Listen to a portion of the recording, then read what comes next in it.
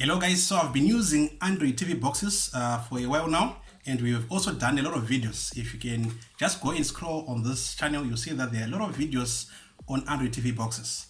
And today we're going to talk about the most common problems that you might face when you're using an Android TV box. And we're giving away 2 of these Android boxes, so all you have to do to stand a chance to win is go to the comment section, type in your Twitter handle, and you'll be in the competition, and we'll announce the winner on our next video. So you should also subscribe and hit the notification bell so that you'll be able to see if you've won.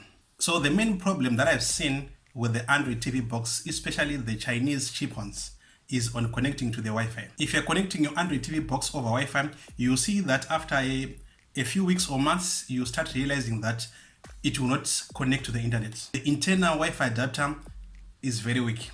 And then even if you have a very good Wi-Fi, you have very poor quality, or sometimes it will refuse to connect at all.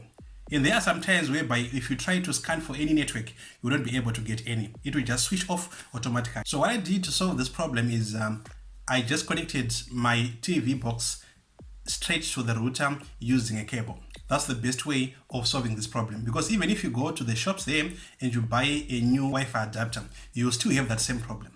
So I'll advise you to just get a cable, just get an Ethernet cable and connect directly to the router. And the second problem that I've seen with these Android TV boxes is that if you use them continuously for a couple of hours, let's say 10 or so hours, you'll see that it will end up freezing and it will not respond to whatever that should be doing on the remote. This is mainly due to overheating. So the easy way of solving this is switching off the box. Just disconnect the power cable, switch it off, and then let it cool down. And then after some few minutes, if you reconnect it and then turn it on, you see that you won't have any problems. So most of these TV boxes, they tend to overheat, and there is no internal cooling system to cater for the overheating. So that's why it will end up freezing. And this is usually with the cheap Chinese boxes. If you're using the expensive one, the better quality ones, you'll see that you will not meet most of these problems. And there are some times whereby everything will be working, you'll be having a very good quality on the video, but there won't be any audio. In other words, the audio will be on mute. But even if you press the volume up button, you will not be able to raise the volume. So what you can do is, if you have a wireless mini keyboard, just go to the keyboard and then use the plus sign. So you have to press Shift first and then you press the plus sign. You see that the volume will be increased, and then from there you'll be able to hear all the sounds.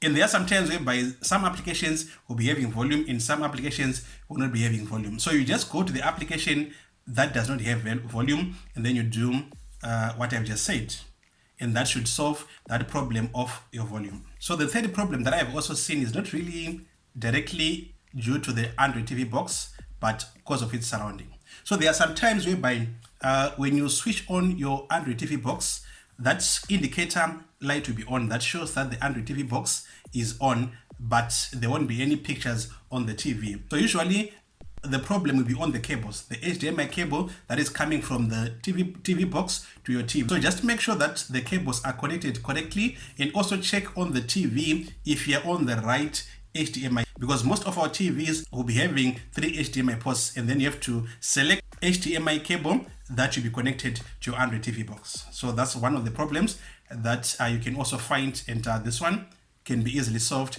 by just working on your cables. And last but not least, you realize that when you're watching especially live shows, you see that the frames might freeze continuously, and it will be difficult for you to watch. Obviously, if you're watching a real-time event, or even if you're watching a movie on Netflix, you need a continuous picture.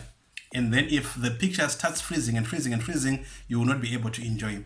So that is usually due to poor internet connection. So all you have to do is you have to select a lower quality. So just go to your remote and then select a lower quality. If maybe you are on full HD, just go down maybe to 720 pixels, and most of the times you'll be able to watch a smooth video. So those are some of the problems that I have seen while using this TV box and how to solve them.